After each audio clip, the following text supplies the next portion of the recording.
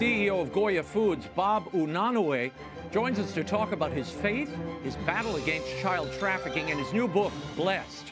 A timely film opens this week. David White, Scott Baio, and Samaire Armstrong are here to preview their new film, God's Not Dead, In God We Trust. And the executive producer and driving force behind the movie Cabrini, Eustace Wolfington, is here. He's launching a new school initiative to spread the saints' incredible witness the world over. Begins right now.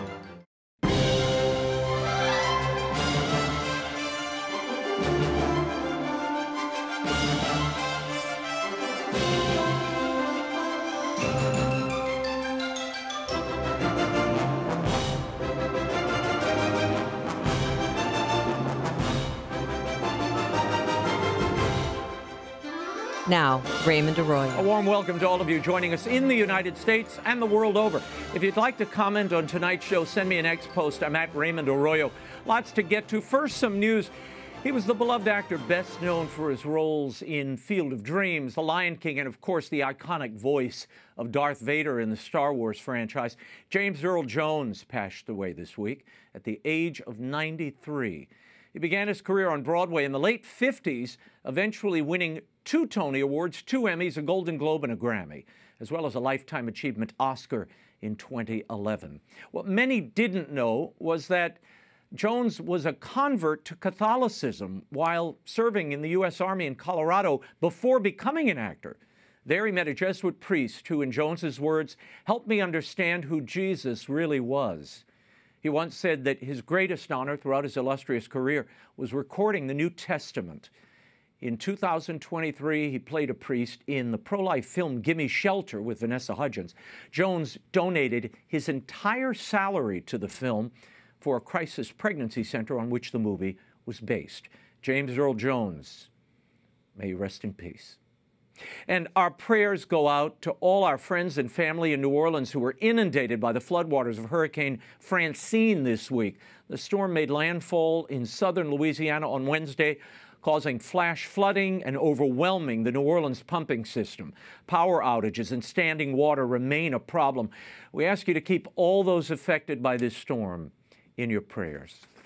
And New Jersey-based Goya Foods has grown to become the largest family-owned food company in the United States, catering to the Hispanic community and far beyond. Robert Unanue is the president and CEO of Goya, and he's here tonight to talk about his ongoing war against child trafficking, his soon-to-be-released new book, Blessed, Donald J. Trump and the Spiritual War. Please welcome Bob Unanue. Bob, thanks for being here. In July of 2020, you relate in the book that you were invited by then-President Trump to the White House, and you said the following in the Rose Garden. We're all truly blessed at the same time to have a leader like President Trump, who is a builder. And we pray for our leadership, our president, and we pray for our country that we will continue to prosper and grow. Now, Bob, that comment made you and your company Goya Foods a target. In the book, you describe the backlash to your comments there as the incarnation of evil. Why? Well, thank you, Raymond, for having me. Yes, that was 4 years ago, and we still have a platform. I still have a platform because the word blessed was put on my lips by the Holy Spirit. And I was, I guess, selected to be an instrument. And I believe at that point, the Holy Spirit put his hand on Donald J. Trump.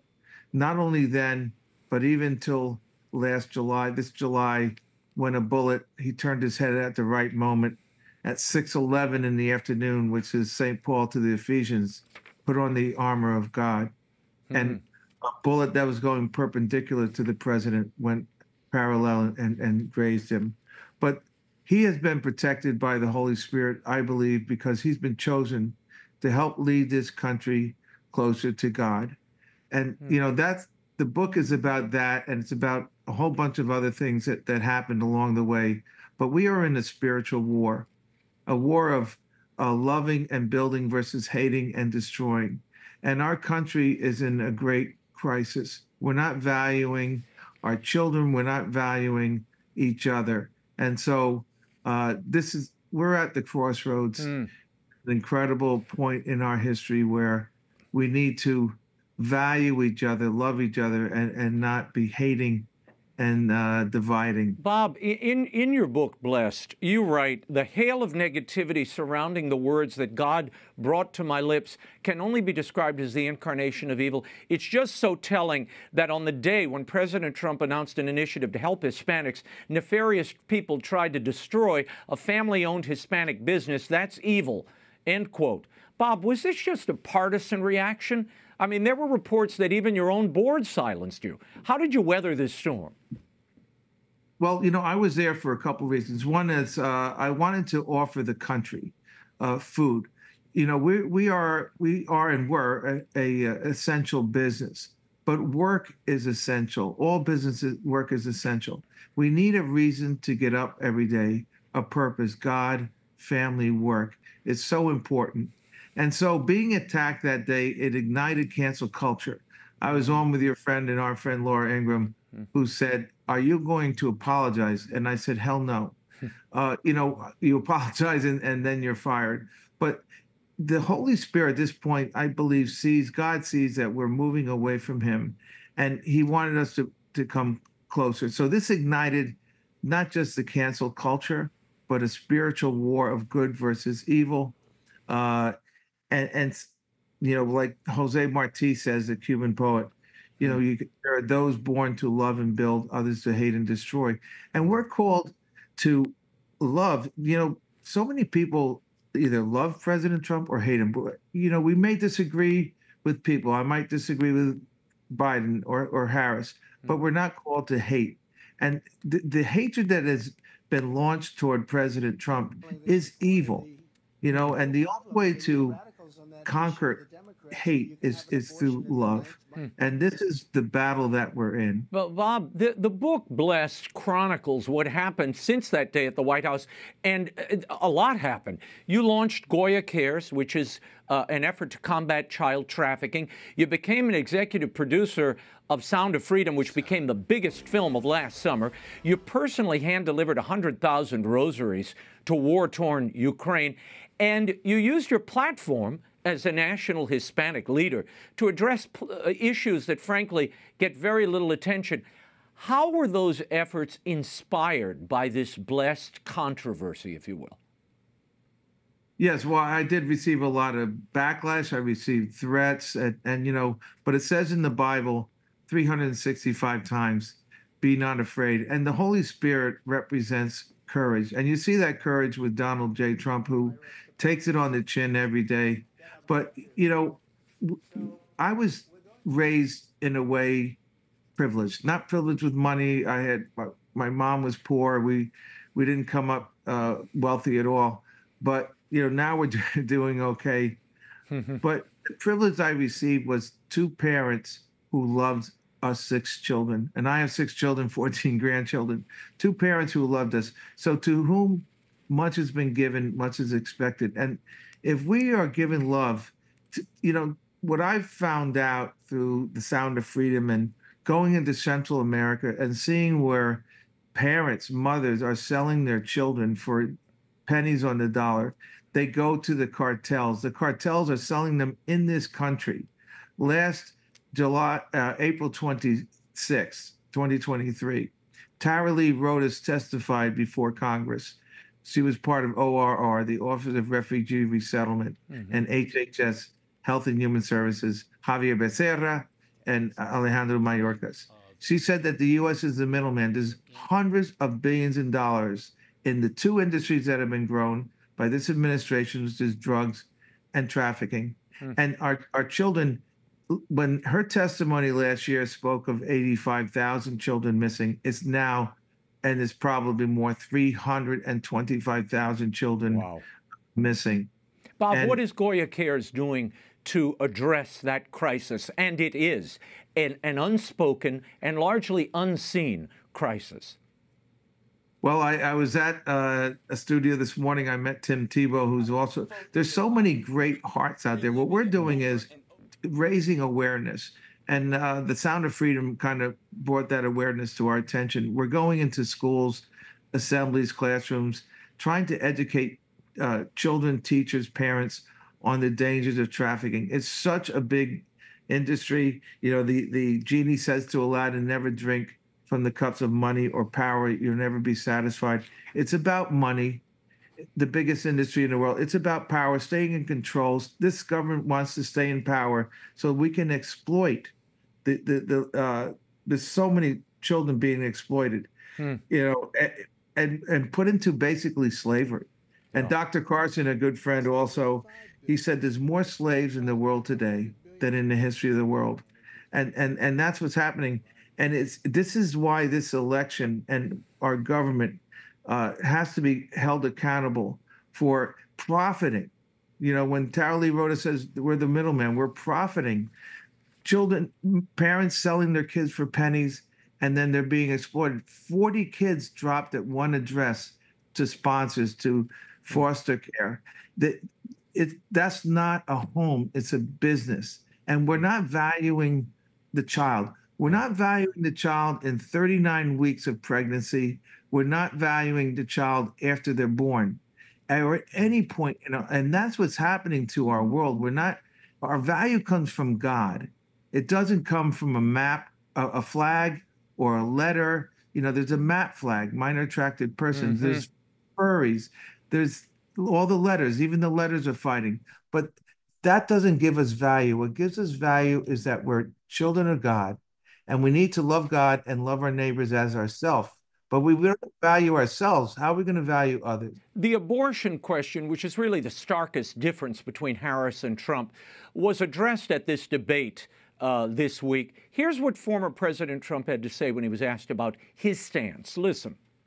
But her vice presidential pick says abortion in the 9th month is absolutely fine. He also says execution after birth. It's execution, no longer abortion, because the baby is born, is okay. And that's not okay with me. For 52 years, they've been trying to get Roe v. Wade into the states. And through the genius and heart and strength of 6 Supreme Court justices, we were able to do that. Bob, in your estimation, how will these two candidates impact the right to life and abortion in particular? Well, you know, Raymond, this is marketing, and the Dems are very good at, the left are very good at marketing, and it's evil. It's evil. We're taking the life of a child. What Donald Trump says is that he's okay with 6 weeks, you know, the life of the woman, rape, incest, etc. And we can argue 6 weeks, 15 weeks, but you know, the ex-governor of Virginia was okay with having the child born and then having the doctor and the mother decide whether it lives or dies. With Clinton and Bush, partial birth abortion. They put in partial birth abortion to get the stem cells. Now, partial birth abortion is bringing the child out breech, leaving the head in the woman, and then cracking the skull and removing those particular cells. So this is a horrific thing, and you're doing that at a almost full birth. So when you don't draw the line, you know, where is the line? Like I said, they're focusing on this smokescreen of the 39 weeks of pregnancy. For me personally, it's, you know, from conception to death. You know, it's not the fault of the child that if somebody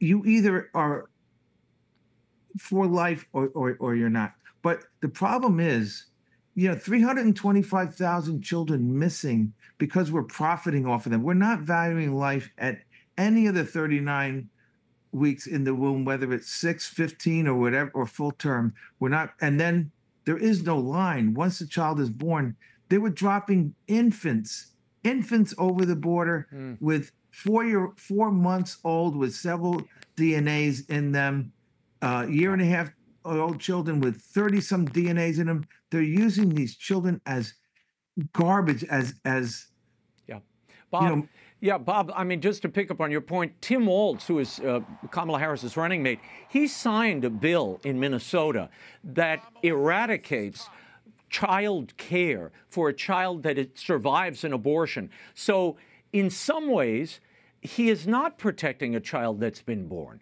I mean, and that's verifiable. So there's a big difference here. And I think even some in the pro-life movement, for whatever reason, whether personal or otherwise, seem to want to smudge the difference. And I just think you got to look at the record. What are these people advocating? What have they voted for in the past? And what are they really representing? But before I run out of time, Bob, a Pew Research poll released this week finds that President Trump is leading Vice President Harris by 5% among Catholic voters, 52 to 47.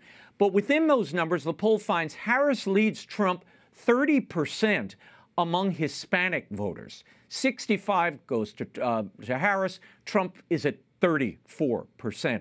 What do you make of those numbers? And why do you think the overall Hispanic community is not supporting Trump? No, that's changing, Raymond. In 2016, it was in the 20s. 2020, it was up in the 30s. And now it's high 40s to 50 in some cases. We hit 50%, and Trump is in. But let me tell you, the Hispanic population, we are the second largest Hispanic population in the world after Mexico.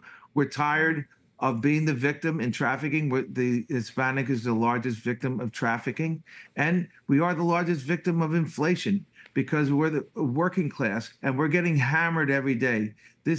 We're being put into poverty and into slavery. And, if the few want to control the many, they don't give a darn about the people, and they don't give a darn about life. They just look at the profit that they're making off of in our government, selling children, but on the cheap. And these cartels aren't making the money by themselves; they're splitting it. They have to split it, and we've opened the border for them. We've opened up the market to the largest market in the world for trafficking, which is the United States. And this is pure evil, and we cannot allow this government to exploit the people. And again, the biggest victim is the Latino, the Hispanic, and it's changing. Yeah. The Hispanic is fed up. Basta ya. Enough is enough. I was struck by Donald Trump posting a happy birthday greeting on his Truth Social account to the Virgin Mary with a picture of the Virgin of Guadalupe this week. Does that have any impact, do you think? Final word. Yes, I was in Mexico City last week. We lit a torch, and from the Basilica of Our Lady of Guadalupe, they're going to run up to New York for December 12th, which is Our Lady of Guadalupe. So what unites Latinos are values: God, family, work. And those are the values that are going to lead our country forward. And the Latino is going to have a very big part of that success and leading us back to God. And Trump more and more people are heading to Trump because of that reason, because they share the same values. Bob Wanaway, we will leave it there. Blessed Donald J. Trump and the spiritual war, how the battle for the soul of this country began with one word by Bob himself, will be available at bookstores starting on September 24th. You can pre-order it now. You can also follow Goya Foods' charitable initiatives, including the battle against child trafficking, at GoyaCares.com. Bob, thanks for being here. Thank you, Raymond. God bless. In the heat of a presidential election here in the U.S., there's a new film out this week that takes a hard look at the political process, freedom of speech, and religion. It asks the question, does God still have a place in American politics? God's Not Dead, In God We Trust, premieres Thursday, September 12th in theaters from Fathom Events. And there's a cameo in the film by somebody you might recognize. But here with me in studio, in our D.C. studio, a few stars of the film: Scott Baio, David White, and Samaire Armstrong. Thank you all for being here. I'm going to start with you, David. You were reprising this role that we know well, Reverend Dave Hill, in this newest installment of the movie. The plots of these movies have been really about bringing God into the public sphere, or at least engaging questions about God there. This is kind of Pastor Smith Goes to Washington. Tell me how this fifth movie in the franchise came to be. Why resurrect this character again? Well, first of all, thank you for having us on. We appreciate it. In this story, the incumbent dies. Yeah. There's a seat in Congress that is a very pivotal seat the opposing guy that's running wants to stamp God out of culture, out of country, and they come to my character and they say, will you run? There's only 6 weeks before the election, and of course I don't want to run because what Christian wants to be involved in politics because it's a dirty business. Yeah, it is a dirty business. We're going to get, I want to give people a little taste of what they can expect. This is the trailer for God Is Not Dead, In God We Trust. Watch. If we ever forget that we're one nation under God, then we will be a nation going under. Now more than ever, Christians must realize that we're being called to deliver hope to a country that's feeling hopeless. Faith begins where your comfort zone ends. We need to step out into that faith. We're 6 weeks out from Election Day, and a lot of folks have lost hope in the future of our country. We must maintain a wall of separation between church and state. Religion has no place in the public square. Once they bankrupt our country, they will have complete control. Where did we go wrong, Lord? We need someone who can light a fire in the voters. The preacher. He helped on those education hearings. I've been hired to manage your campaign for Congress. I'm not a politician. If you don't take on this fight, we could lose everything. They found someone to run against you. Are we worried about a preacher? My next guest is a candidate for Congress. You're going to get a lot of questions about your faith. Well, maybe people are looking for more spiritual and moral leadership in Washington. You're making God an easy target for them, Pastor. God's not the target, Lottie. Our country is. God's just standing in their way. I will not be made a fool of. I won't stop until your moral high ground crumbles beneath your feet. You don't win unless you play by their rules. I feel like I have two options. I can either do the things my faith asks me not to, or I lose this race. It's like God keeps putting these impossible mountains in front of me. Perhaps God put those mountains in front of you to show that they can be moved. Let's pray for David, guys. This contest is about shaping the future of our nation. Keep your boy in line. Because like his God, I can give it and I can take it away. How do you know it's God? Reverend Hill, your beliefs are a textbook example of Christian nationalism. Whenever anyone of faith promotes a policy that you don't like, you label them a Christian nationalist. We need to stand up. Send the message to Washington. Tell them you're not ready to give that power up. You have the power to change things. Not me, not him, you. In God we trust. And without God, democracy will not and cannot long endure. As you see in the trailer there, Reverend David Hill is really against this secularly aggressive opponent.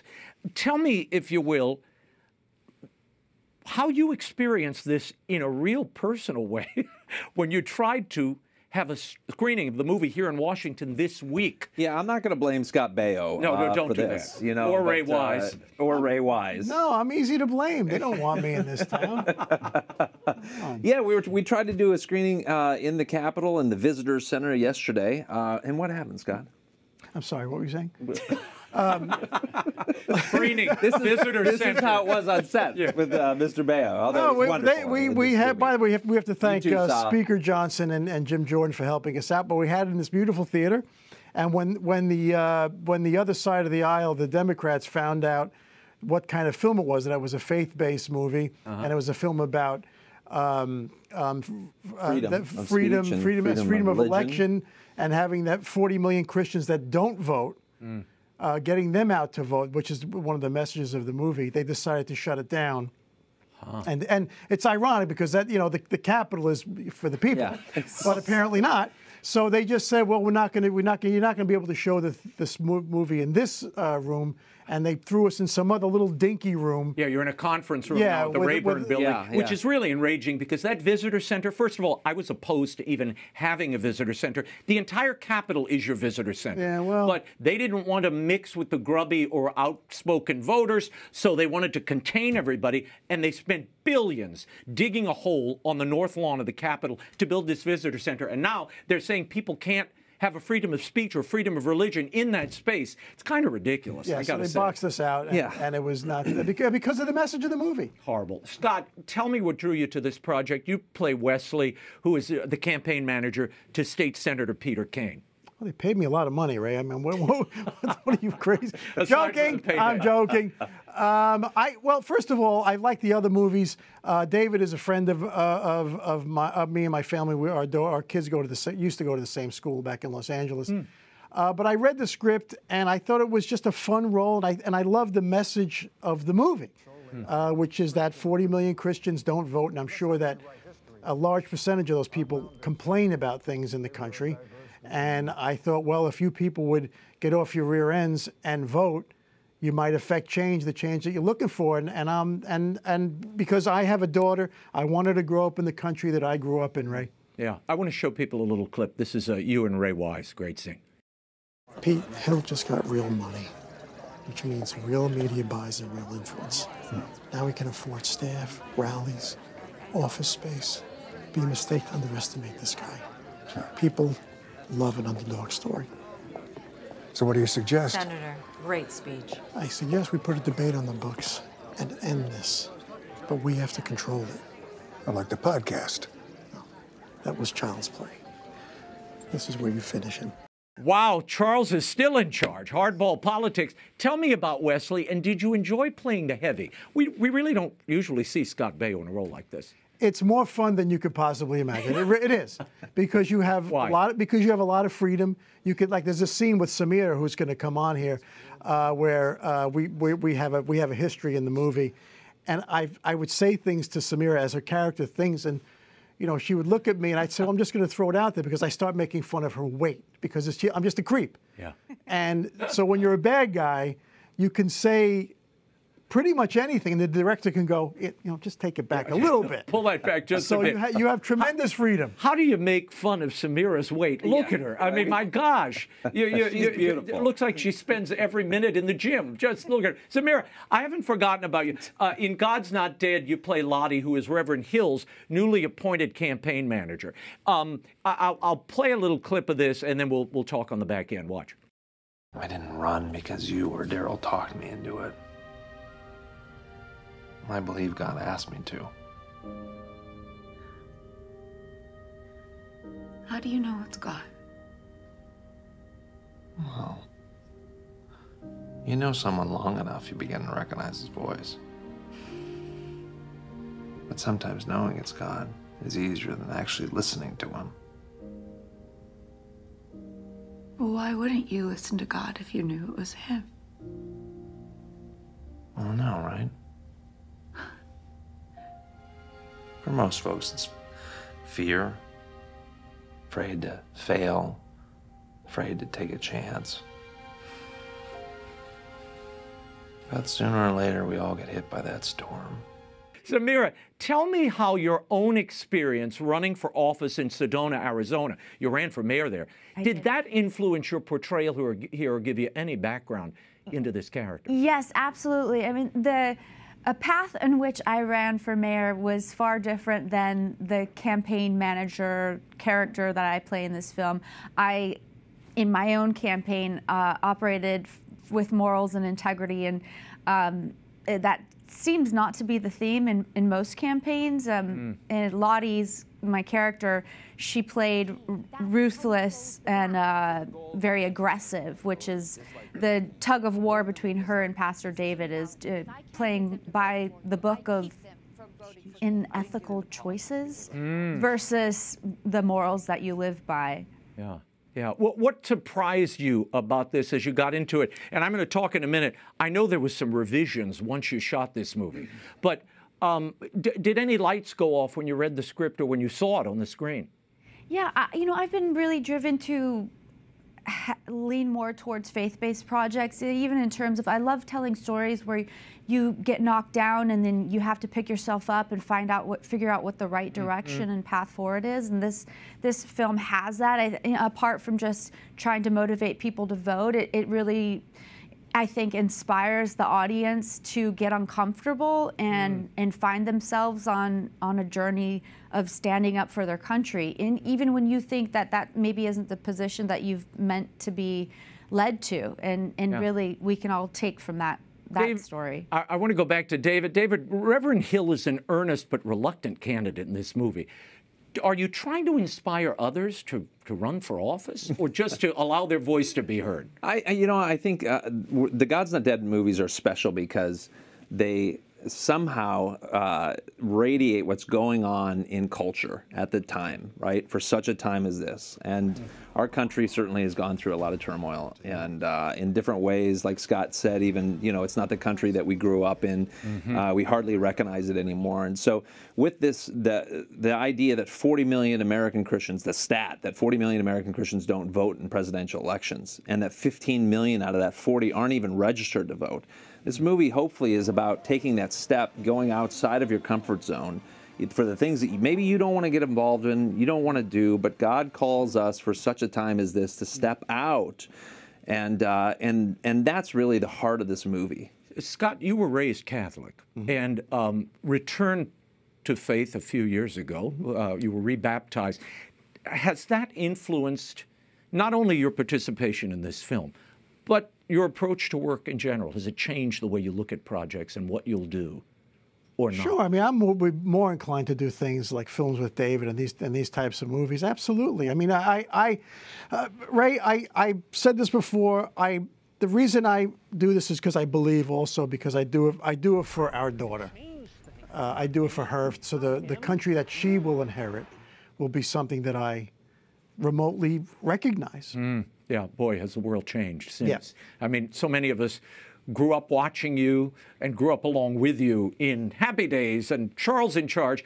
That era seems to have, that we had unity despite it's like our we political lost differences. Happy Days, Scott. Yeah. Happy Days aren't here right now. I'm with we you. want them again. Happy Days back. You should do a reboot on Happy Days. It would be But yeah, Happy Days are here again. Well, that'll be after this movie is released. No, I'm happy to do it if it helps. I mean, that's one of the reasons why I am so excited about doing films like this, is because I really genuinely, I gave up so much stuff when I came out for Trump in 2016. I gave up my career basically, and I knew it, which was fine. But I do it for my child. Brave. Samaire, you've spoken about how you believe God led you to this project. How so, and how does your faith shape or influence the roles you play? Yeah, I've come to understand my faith a lot more deeply in the last 4 years, given what's going on in the country. After I ran for mayor, I was really questioning what I was going to do with my life, and I do believe that God gave me this gift of storytelling, and I was inspired to pick that back up. I too spoke out in support of President Trump. I did in 2020, and you sort of trade your career for your beliefs if you're willing to do that.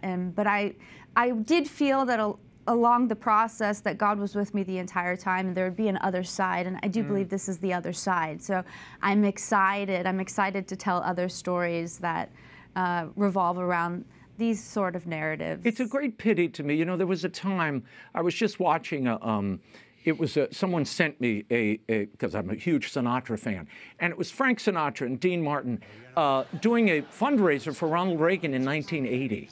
And you had Charlton Heston and Fred McMurray, these huge actors there. And I thought, what happened to the time where you could come out and support the candidate of your choice and not have to pay a political price? In fact, you just went on with your business because it was assumed everybody disagreed. What happened there? What changed in your industry? Hollywood. It's a good question. Hollywood became the propaganda machine. I think that it's media driven. I think it's the news picked sides and started propagandizing. It's a great question, though. Like, when did that happen, though? When did the media turn, too? You know, I think it was probably. I don't know. I mean, it'd be a great study. Yeah, it really would. I mean, because it was like all of a sudden, everybody just hated each other. Well, and everybody had to have one mindset. Right. Yeah. And they'll blame Trump now. Now they would say, well, it's... I know, but if you go back, Bush got this treatment, Reagan got this treatment. It's Republicans. It became a partisan divide that I don't really understand. The country's always been divided politically, but there were the things that united us, and it seems those things have been torn asunder. But let's get back to the movie, because this movie is really trying to unite people around the things that hold us together, principally faith.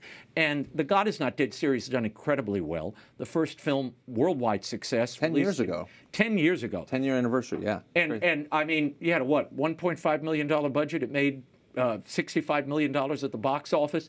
What keeps people coming back to this franchise? Why are they hungry for this? I think because it opens up conversation that you don't normally have. You don't normally want to, you know, there's not a lot of movies that that obviously that Hollywood puts out about inspiration, faith, you know, conversations. Hey, let's talk about this with your friends, family, coworkers. It's not wrong to be open and honest about your beliefs, right? And that's what the God's Not Dead franchise, I think, what makes them so sweet is that they are, at the core, they're about hope, they're about inspiration, to bring people to higher levels of insight to who God is and the purpose that He has for their lives. You've got an incredible cast in this movie. I mean, those that are assembled here around the table and in our other studio, Dean Cain, Governor Mike Huckabee, Isaiah Washington. Raymond Arroyo. Well, that is a sad little surprise. You see, when I first read the script, I have to tell you, David, I read the script, I thought it was about a TV anchor who manages to pull off a high-stakes debate. And then I realized there was much more to this movie. All my pages. Yeah, what happened to the rest of this? You know, it's like the guy who was in Streetcar Named Desire. He thought it was about a guy who sold flowers to crazy people, you know, and he was just a walk-on at the end. But you all went back. We shot 2 debate scenes, we should tell people, a little behind-the-scenes coverage for you guys. There were 2 debate scenes that were shot. The first one was scrapped because you rewrote the script. What did you add? What did you add to the script? Well, that you first thought and foremost, we added more Raymond Arroyo. No, less Raymond Arroyo. One scene was totally chucked out. You redid the debate scene because you wanted to kind of heighten. Well, I mean, you know, it's like every single time you wake up in the morning, you realize there's something different in the news, right? And so the movie was Tommy Blaze, who's written the last 3 of these, and he's such a great writer. Started 3 years ago, which is it's astounding that it's for such a time right now, right? And of course, as you know go on, you start to put in some more of these things, and that's part of what the reshoots were. Well, guys, it was nobody's fault. It was not Raymond Arroyo's fault, for the record. I thought the scene played beautifully. It was, but you all did layer in more of the religious conflict. This idea of being outspoken in your faith. And Christian nationalism, things of that nature that have been, you know, on the front headlines. That it's you know, I think it deserved to be spoken more about. David, Scott, Samaire, thank you all for being here. God's Not Dead, In God We Trust is in theaters now. For more information about how to get tickets in your area, go to godsnotdead.com. Thanks again, guys. Earlier this year, we told you about the epic film Cabrini, chronicling the life and work of one of the church's most beloved saints, Mother Frances Xavier Cabrini. The entire project was the fruit of one man's inspiration, Philadelphia businessman and entrepreneur Eustace Wolfington. He's here tonight to tell us about a new initiative bringing Cabrini to young audiences via their schools. Eustace Wolfington, thank you for being here. Thank you, Raymond. Great to have you on set. Before we get into this new initiative, tell me about the response this film has received. I mean, we spoke last March when Cabrini was first released. What kind of stories are you hearing from the people who've seen it and experienced it? Yeah, well, they're across the board. But basically, I'll be walking down the street and someone will stop me and say, I don't even know how they know me. I saw that movie. Thank you so much for making that movie. It was just fantastic. And then tell me a story about what it did at their dining room table when they spoke around the house. Another gentleman went to see the film in Seattle. He came out. There was a piece of ground in Seattle. It was owned by the Cabrini Order. They couldn't get zoning. So he calls, I want to buy that ground. So he buys the ground and gives it back to them. You know, so it was like a double whammy. There's been young girls have called and said, parents, my child had an addiction. I couldn't get them to go to rehab. They heard about Cabrini, and next thing you know, they're in rehab and back to life again. Amazing. But the main, you know, we're in a world today. I just saw an article put out by Bloomberg they're putting out a publication called The Republic of Distrust. And it talks about all the distrust in our institutions, our religious organizations, and Cabrini is really the Republic of Restoring Trust. People who see the movie are so uplifted, and they want to go out and speak out, and they want to do better. It's just amazing the impact it's had. Yeah. I want to bring us up to the present. A local Philadelphia philanthropist saw Cabrini at a pre-release screening and had an epiphany to bring the movie to kids in the Catholic schools throughout the Archdiocese of Philadelphia. Right. How did this come to your attention? And had you thought of using Cabrini as an educational outreach to schools? You know, Cabrini's been like a mission for us. Yeah. And this was a whole new world that we just backed into. We were looking to kind of ease off and take it easy. And he called me on the phone. He had contacted the Archdiocese himself and said, I want to show the movie to 15,000 Catholic high school students and 7th and 8th graders. And they were going to bus the students to the to the theater. You know, Mother Cabrini had a principle in teaching. Her principle with all her teachers was get out of the classroom and get in a social environment with your students. Why? That's how you get to know them. To bond you with them. can't know them. And the bonding that took place with the teachers and the students in this experience, I call it the event, was off the charts. I want to give Eustace, the audience, a sense of what these students and teachers experienced. Here's a clip of testimonials from philanthropists, school officials in the Archdiocese of Philadelphia. Watch this. I first saw the movie with my father, and as we sat there watching the movie together, we looked at each other, and he said to me after, Andrew, we got to bring this movie to all the Catholic school kids in the diocese. I heard about the movie Cabrini from Andrew McCluskey, who called me and said that the Ambassadors Fund for Catholic Education was looking to endorse this movie. This felt like an important opportunity to both educate students about the life of Mother Frances Cabrini and also connect them to a rich experience with their Catholic school classmates. Begin the mission, and the means will come.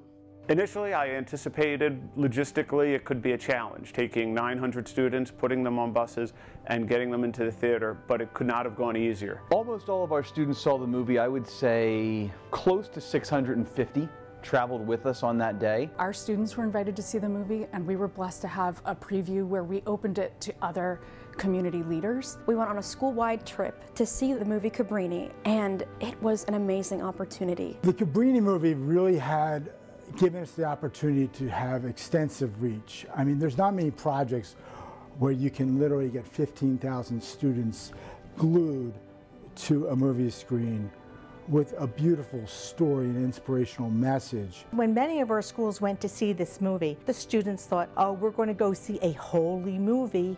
The Archdiocese, the Ambassadors Fund is paying for us to see something holy and Catholic. But what happened with this movie, in every theater, it was total silence because the students were so engaged in what they saw. Perché nell'ora della nostra morte ci verrà domandato che cosa abbiamo fatto per i poveri, i malati, coloro a cui è stata strappata la dignità. Che cosa abbiamo fatto? I think a lot of times kids don't see outside of their small community, and this movie made them realize that the world is huge, and their ancestors have come from all over and fought battles in the past that they probably never even considered. It was not overly preachy, right? It was very real world. It was a story about a person, something that was relatable, something that was raw. As a school leader and educator, you're always looking to give models to your students, and I thought it did a wonderful job of capturing a fabulous model within Catholic education and the world at large. We can have high quality media that can also carry those religious messages forward that speak to a wide range of audiences. We were in particularly amazed with the 8th grade boys being so touched by the movie. The number of positive takeaways that our students saw after seeing the Cabrini movie was simply amazing. I received an email from a family saying, I am so happy that my child got to be able to experience this movie. The impact that it's had on their family and the conversations they've had at home would have never happened without this movie. What kind of world do we want? And what will we do to achieve it? I think it's inspiring for women. I think it's inspiring for anybody that's wondering, what purpose do I have? It's a true underdog story, and I hope other people don't just see it, but are prompted to act on that emotion. Education happens oftentimes over periods of time, but sometimes education happens in moments. And it's important for funders to respect those moments where magic can happen. I don't find many projects where you can have as wide as this one reached. We're playing the long game. This is about building future Catholic leaders. We're planting seeds right now for the next generation. I'm confident that we're going to have a high return on investment. I know some of that investment is going to show up 10, 20 years down the road, and I look forward to seeing the return. And people that tell me, I remember that movie Cabrini and what a difference it made in my life. If you philanthropists want to make a difference in the world, what you want to do is get your youth, get your children, get your young adults to be able to go to see this movie. Because once you see this movie, you want to go out and you want to make a difference in the world. Make this a better place for all of us to live. Incredible reactions there. The Archdiocese even created a teaching guide and a workbook to go along with the movie. Were you expecting that kind of response when you agreed to allow it to be shown to these kids? And what's the next step? Well, as far as the response goes, a nun had seen this movie and liked it so much, she went out and had a private screening for 250 nuns just to come see it. Yeah. She's the one who put the workbooks together. She's the one you'll see in the film, talking to philanthropists. And from what she did, we made a mission of going out to all the nuns who were institutionalized and showed them the movie. And the nuns, to a T, no matter what the order, the reaction was, you have validated our sisterhood. And they just loved the movie. Because Cabrini represented to them what their whole life, what they gave their whole life to be. And somehow no one gave them recognition. And they felt the movie gave them recognition for what they did in their whole life. Tell me what you want to do, though, with this initiative, because now you've got workbooks already. This sister took care of that. Yeah. You've got a kind of model. You've already demoed this. It works. You've got thousands of kids who've come and seen the film now. You want to export this now to other dioceses. How? Yeah. There's 189 dioceses in America. There's 17,000 parishes. I think it's 1,200 some schools. We want to duplicate exactly what happened in Philadelphia. Go to the Archdiocese, work with the superintendent of schools, get a local philanthropist to support the movie, the exact same model, bus the kids, and have the event. But we want to go a step further. We want to then take it to the parishes. In addition to going to the theater, as we all know today, we can sit at home and watch a movie. Right. Because the whole system's been developed for us much better than going to the movie. Yeah, and this movie now, you can rent it and buy it on Amazon, on net. I mean, at all the places that it's available. And anyone who does that, by the way, and sees it, is so grateful that someone told them to watch it. But getting off of that, that's a little sales pitch. Yeah. What we want to do is have a Cabrini night at every parish, because a gentleman friend of mine who started Catholic Leadership told me that 75% of the Catholics aren't even going to church. And I think, and he looked, and other people looked at the movie and said, this is a healing movie. It would be great to show this to all the parishes. And a lot of the people are falling away. I think this will bring them back. And you have a portal that you've established, partnerwithcabrinifilm.org, which will allow people to interact with you all and arrange to bring the film to schools, to parishes, and the community, which I think is a great idea because it's not isolated. And this movie, it feels, should be experienced with a crowd, with others, with neighbors, with friends, because then you can enter it more deeply and have the conversation that goes on, rather than private viewing. But either way, don't miss it. Either way, you'll take them either way. Yeah, because the other thing we want to do, we want to register. When you go to our site, you can register to be one of the 100 million people to see the film. What's important to us is that 100 million people see this film. Why? Why 100 million? That's the minimum. Okay. That's the minimum. We have a woman in Hong Kong who saw the movie, got in touch with us, and is aggressively promoting the film in Hong Kong, Singapore, and the Philippines, and feels we can get it into China. You know, every business has a product. When we created Cabrini, not any credit to us and not even knowing, we created a product that just hits everything going on in the times today. I mean, all the distrust we talked about, people come to this movie, they walk out, they're motivated about life again. As I say, young kids, you'll hear some of the testimony of young kids. They say the way she never gave up, all the obstacles that were thrown at her. If you're a handicapped person and you look at this movie, Mother Cabrini was a sickly woman. Yeah. And went around the world and created this empire. It's just given hope to so many people and courage to go out and do things. I love that you're following her spunky example. I mean, she was one who found, if there was a crack, you know, like Mother Angelica, if there was one little opening, and this is why, after seeing your film, I realized why. Mother Angelica told me many years ago, Mother Cabrini was her favorite saint. I see why, because she was kind of a never to be defeated, never say die none, who was an Italian, who just wouldn't give up. If there was an opening, she'd find it. And I like that you all are scrappily trying to find the audience that needs to hear this story and see it and experience it. Well, when you get the feedback that anyone who's seen it, that reinvigorates you to go out and do it. Yeah. Like lots of times I'll get to the point I say, you know, Raymond, I'm 92 years old. What am I doing? Why am I out pushing this mission so much?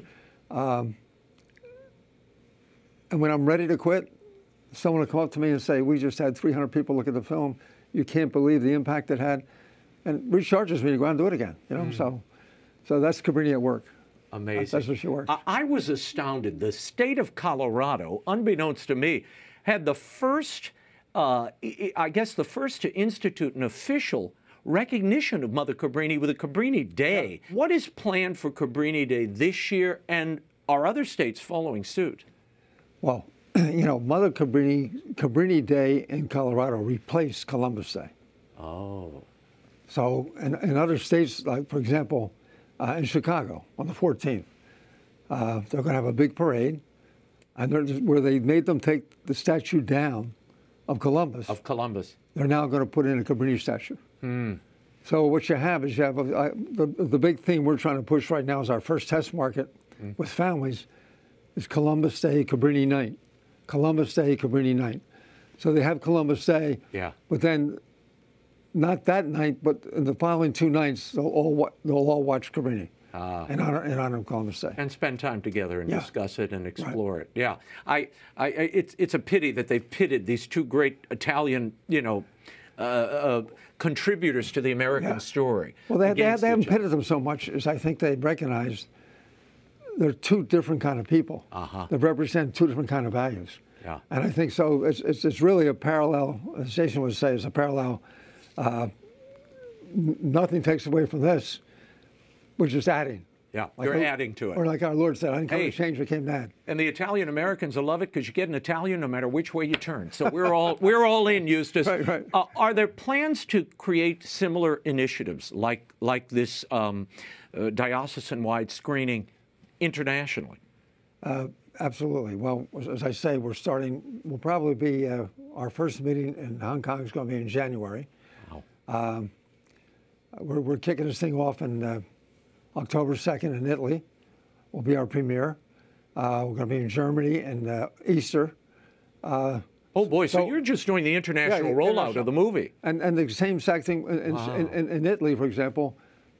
There's 900 theaters connected to schools, and there's 700 theaters for the public. So we're going to be working with 600 of the theaters, with the schools, with private showings, in addition to the public. As I often say, there's a lot of truth out there. Beauty is hard to come by, and you all reach that mark. So, Eustace Wolfington, thank you for being here. Thank you for coming in. You. Cabrini, produced by Eustace Wolfington, is available now on most streaming platforms, as well as the Angel Studio app. You can visit that at angel.com/Cabrini. And if you're interested in partnering with the Cabrini filmmakers on bringing the film to your school or your parish, go to partnerwithcabrinifilm.org. Partnerwithcabrinifilm.org.